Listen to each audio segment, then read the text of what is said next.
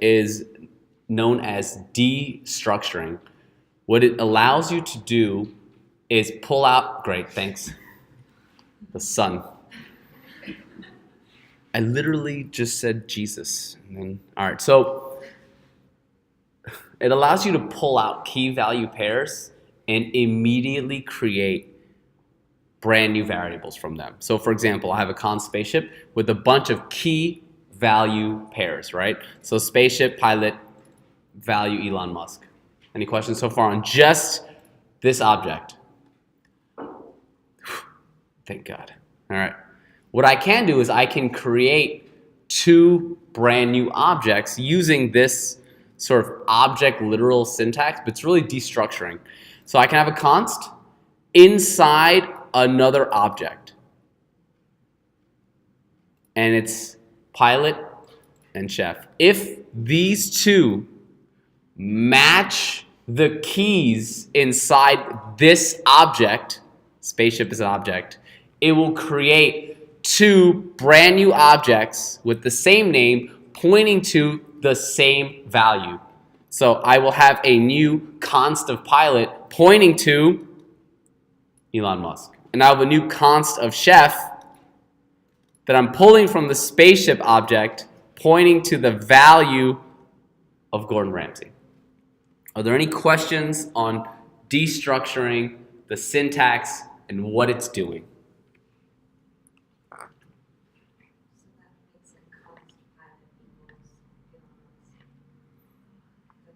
That's exactly what it's doing. It is literally creating a new const of pilot. If there is a key that matches in this object, it will assign the same key, the value, to this new variable. Pilot will always point to Elon Musk. That is correct. So now there is a new variable called pilot pointing to Elon Musk. All right. Yes. So what if there is no key in that? What is the value of a key that does not exist inside an object? That is correct. But because it's a const, you can't redefine it then, right? You lost it, essentially. But it will point to a value of undefined. So let's do that. All right. Look up. Look up. Cool. So I can literally do this. Right. Over that action. Cool. If I have a new one, like Chris is not a key inside spaceship, yeah? So what is pilot? Elon Musk. What is chef? Gordon Ramsay. And what is Chris? Cool. Because it's a const, and I did one of these. And it's great. As great as you are, JavaScript just won't allow it. What happens if you add Chris to spaceship after point to? Say again? Oh, you mean like this? Spaceship wasn't const. Spaceship. And you want to add a new one? Yeah. And you want to assign it to something? But spaceship is const. Hmm? So Is it always a const spaceship? Could you say that pilot equals Chris? There seems to be a confusion of what const does. Spaceship, does it have this new key value pair of Chris and is great? Let's take a look. Just because a const doesn't mean that it cannot mutate. It just cannot be redeclared or reassigned. Different things. If you want to completely prevent it from being mutated, you have to run object.freeze on it, in which case no changes can happen to that object. Cool? So difference, yeah? So you're saying, what does Chris equal now? Cool. Because at the time of execution, this is the value that it was passed. And because it's a const, I cannot redeclare or reassign. I cannot run, oh, dang it, I wrote the whole thing in one. I cannot run this again because those consts are all declared. Where is it getting guidance of it, but why is it still there? Guidance? Guidance or stuff? It's just in the whole object. Oh. Where's guidance coming from? Yeah. Oh, this is just an extra key value pair that I made there to show that you can extract certain key value pairs. So this is just like an extra one that I made. And I just pulled out pilot and chef to show that I don't actually have to utilize every single thing, every single key value pair in the object as part of destructuring. And then Chris brought up a really good point where if I actually try to create a new const using object destructuring to a key that does not exist inside the object that I'm pulling from, then it will point to a value of undefined. So if you just type guidance, what would happen? Because it's not there. You tell me. I don't think it would be there, but okay. Yep. Do you guys like that? Do you guys feel good about understanding that really ridiculous sentence I just said? Welcome to week 3 of JavaScript. Good job. It would have made 0 sense to you in week 1. And in week 2, you'd been like, ah. But week 3? So like the reason you're able to get values of pilot and chef is because you use destructuring. I used object destructuring by pulling out the key value pairs from this object. And then they become global in the window. They become their own consts, correct? Oh, okay. Yep. So there shouldn't be too much confusion here, but I do like the questions for clarifying. But in terms of like confusion though, does this make sense to you? That you can pull out key value pairs. Great. It gets complicated fast. So I need you to understand this at this level. All right. Cool. Do you guys like OOJS? I like that. All right. Let's talk a little about this class action here.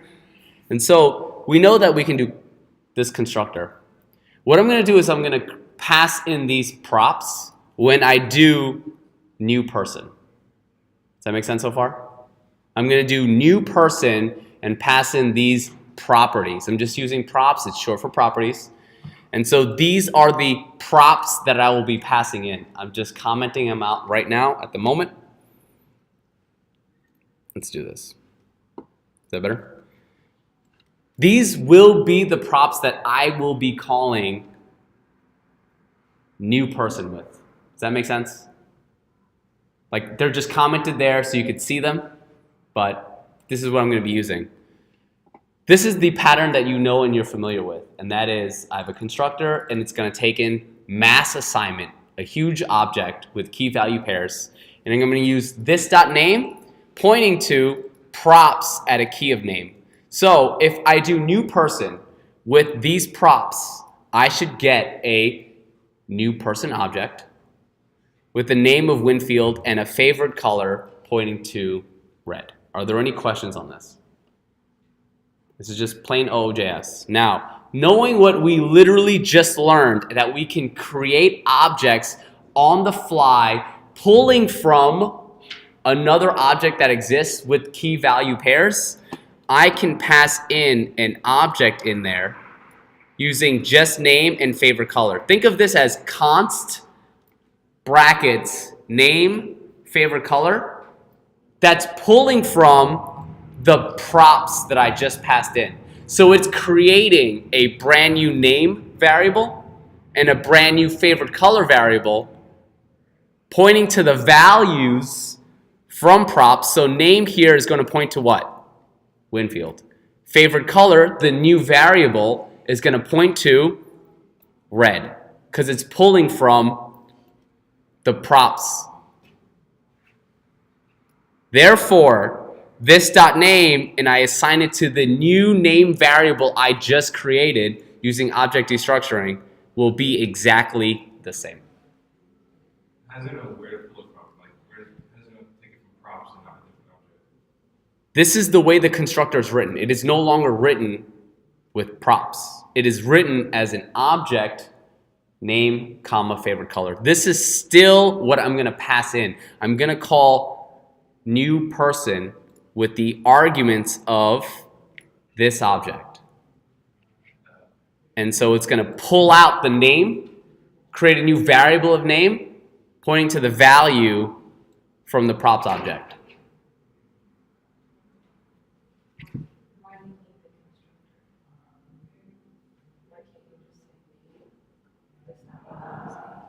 Because of the class. The class syntax requires the constructor to point to the key value pairs associated with the object. Yeah? Can you just throw it as a console, set it up so you can see it in action? Is that possible? Totally. Boop, boop, boop. Cool. Just want to see this? Want to see this live? Cool. Ready? I'm just going to do, all right, const O Harlan, this new person, passing in the props of name pointing to, oh, let's make this proper, you know what I'm saying? Yo, what's your favorite color? Green? Ooh, like that.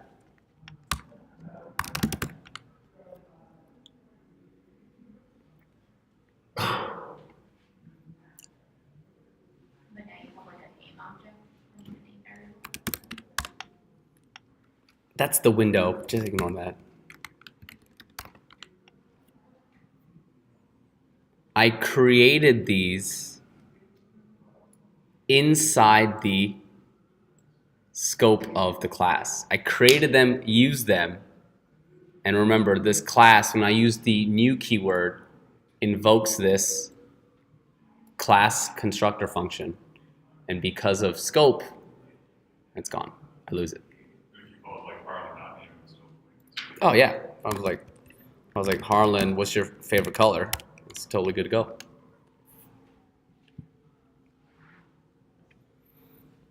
but it's just attached to an instance of the person class. What is attached to the instance of person class? Like those key object pairs are just attached to a variable if you set it to the person class. So if you set like, I just answered my phone. So. I heard that you answered it, so I was like waiting for you to catch it. Yeah. Cool. Object destructuring, questions. You just create new objects on the fly from another object, pulling out the key value pairs. Great. So there's something called the key value assignment shortcut. Very often you will create new objects in React. And you will have a const pizza, right? And you will create a new object with the key of pizza pointing to a value that is a variable of pizza.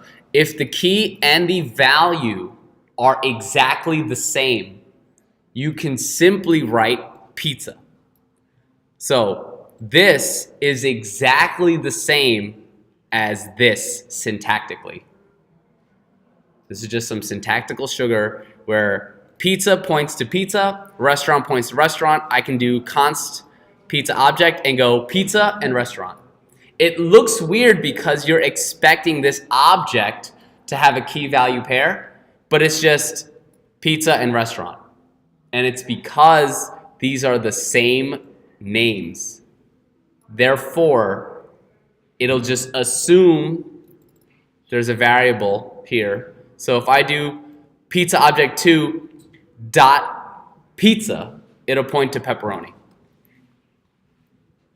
Any questions on this key value assignment shortcut? This is like super important that you get good at this. You're just looking at it for the first time. I'm not asking you to write this in your code, but you will use a lot of this in mod 4. Cool? All right. Mod 4. You will have to be dealing with immutable objects. Immutable is just a fancy term of saying not mutable, which can then just be translated to like you can't mutate.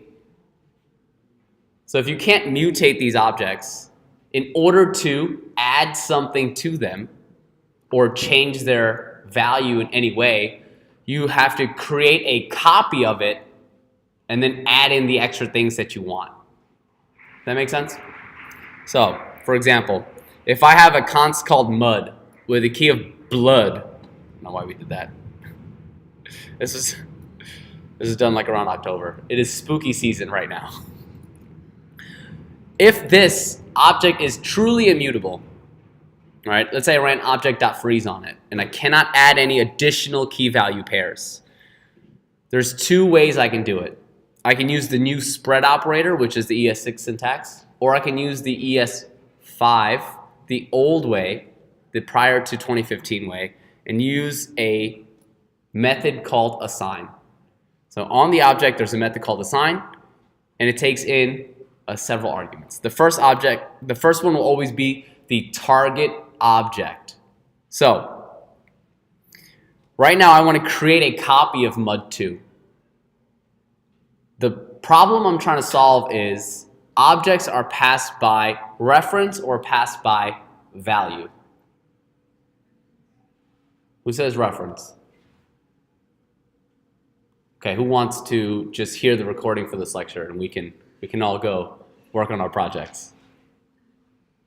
I'm serious, like I could just send it to you. All right, cool. The problem is that the objects are passed by reference and not by value. Therefore, I cannot do mud2 equals to mud because it would be pointing to the same object in memory. Does that make sense? I want to be able to create a separate object that I want to mutate and do something with that object without pointing to the same place in memory. This will make more sense as you learn React. Because as a quick summary, React, the way it works in a nutshell is it will re-render, it will trigger any updates to the DOM based on whether or not the values that you give it are different. So for example, if I have an image on the page, and I have an image saved as an object, and I do image1 equals image2, and then I say, hey, React, render image2, will it think it's a different object? No, because image1 and image2 point to the same place in memory. If I ever wanted to trigger an update, I have to give it a brand new object in a different point in memory so that React will be like, oh, image1 and image2 are different objects. Let me update the DOM for you. Cool? So you need to have new objects. So what we'll do is we'll have this syntax here. And what you could do is you can do object.assign, and the first argument you pass in is going to be the target that you want to do. Here, the target could just be an empty object. And then you pass in what you want to put inside the empty object. So mud2 will be an exact copy of mud, but will be pointing to a different place in memory. So let's do that. Cool. Boop, bloop, bloop. So if I just put mud, what will happen is mud copy to strictly equal to mud? False. But what is mud and what is mud copy to? They're different objects. Cool? What I want to introduce you to is known as the spread operator. And what you can do is you can take a const and you can create a brand new object literal. God bless you. And you can spread all of the key value pairs of a particular object, and then you can add to it. So for example, if I wanted mud copy 3 is equal to, oh, this is gross, cool, is equal to a brand new object literal, and I want to spread over all the key value pairs of mud. I can then add new ones, right? Like new key is pointing to some cool extra value. I didn't spell that right, but it's not a big deal. So what is mud? Boop, boop. And what is mud copy 3? I can add and copy at the same time. You could do that with object.assign. This is just the syntactical sugar. This is the shorthand for it, the spread operator. The spread operator also works on arrays. If you want to make a copy of an array, you can just spread the entire array into a new array. Are there any questions? No. So money. Cool. All right. Leaving mod 3, you have a good understanding of JavaScript, but unfortunately you don't have a ton of practice manipulating JavaScript objects and arrays. Something that is an extremely useful skill, not only in just being able to utilize JavaScript in whiteboarding, in code interviews, code challenges, but also in React. You have to get good at the enumerators. You have to be able to get good at being able to manipulate objects and arrays. So understanding callbacks, what is really helpful is you should be able to build all of your own array prototype methods. That is really good practice, but understanding what it is that they're doing. So if I have an array of names and I need to get rid of one of them, you need to be able to learn how to use slice, filter, for each, map, find, reduce, all of them. You need to get good at them. It helps to just build it. So, does anyone know how to use this, the slice operator? What is this doing? Take the thing at index 1, return it. Is that what it's doing? I guess not. No, I'm asking you. It's taking the thing at index 1 and returning it. Let's find out.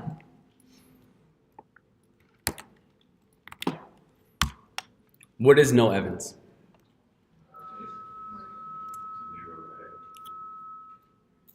It is a new array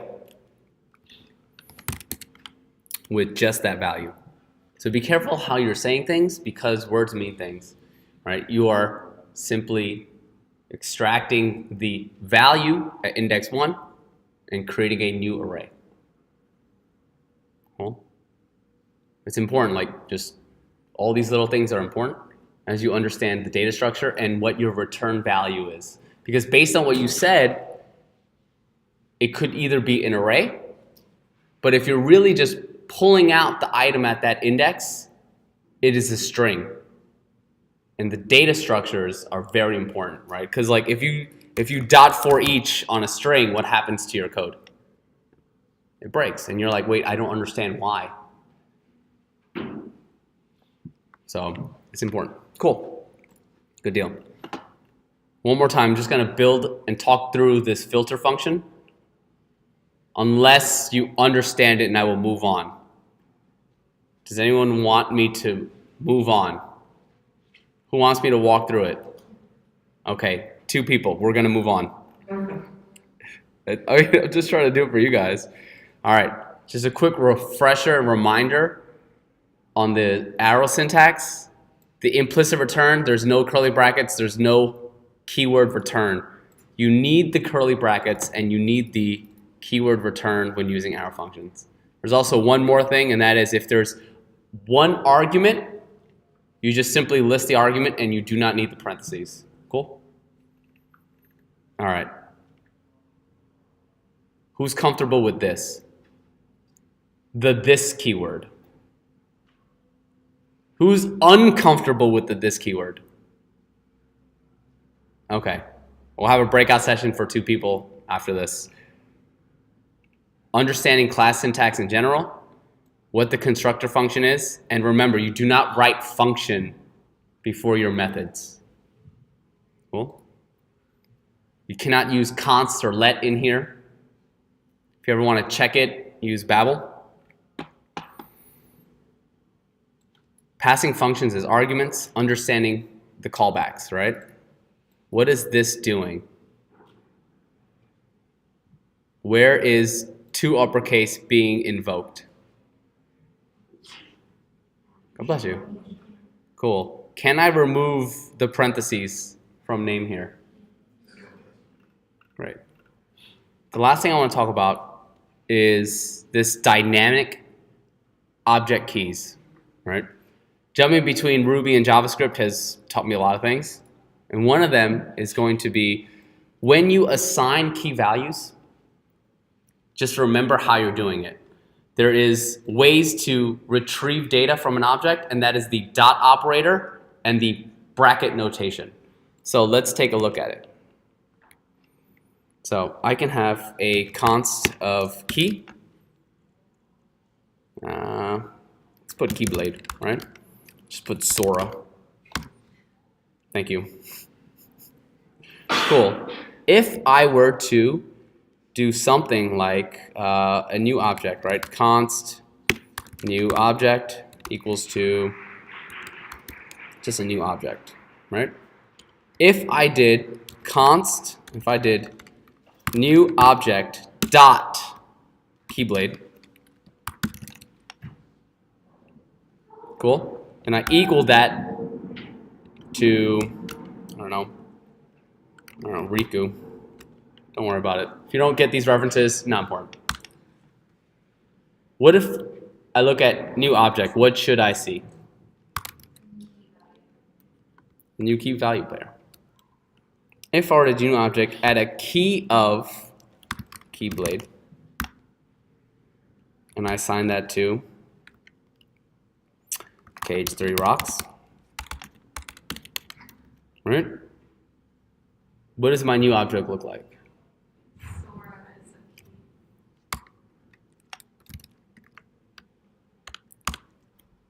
There is a difference between the dot operator and the bracket notation. The dot operator will take it exactly as you've written it. If you are using the brackets, you're going to be pulling in a variable, which is pointing to this, which means that Sora will be the key here.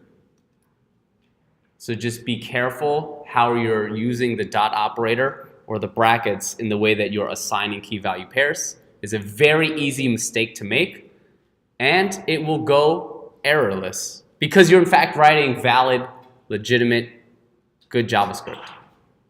But then when you try to pull that key later, it might not be what you think it is. Cool. Are there any questions on some of this like new ES6 syntax? All right, go work on your projects. Good luck. See ya.